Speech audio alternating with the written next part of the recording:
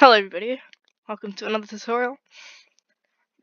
So, say you have a black and white image, you say you really want to color that image because it's like really cool. Well, there's a solution you can have. You want to go down here. Please remember that these tabs will not show for you. I don't know why, but now you want to find hue saturation. You want to click that. You could colorize it to any color you want. For instance, I'll say Boba Fett is green. So I'll make him a little green. You want to hold Control, Delete when you're finished with your color. Oof, I messed up. One sec. Alt Delete. I'm sorry for in Windows. Just click Command Z if you messed up on anything. Now what you want to do is get your paintbrush. Make sure it's white on black. Click X. You want to go to your size of your paintbrush. You want to go to General Brushes, Hard Round.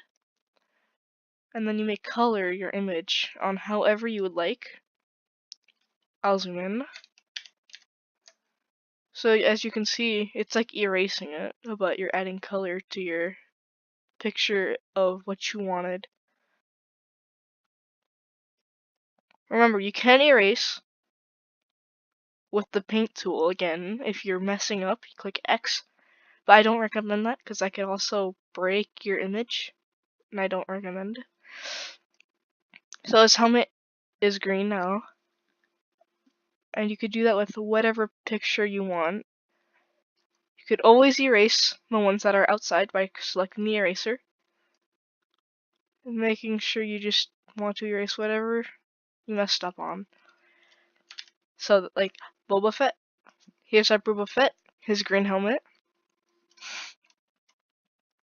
Now you want to you can color any part. If you mess up, Control Z on Windows, Command Z if you're on Mac. So, yeah, you just color whatever you want, like this. Have a good day. Thank you for watching this tutorial.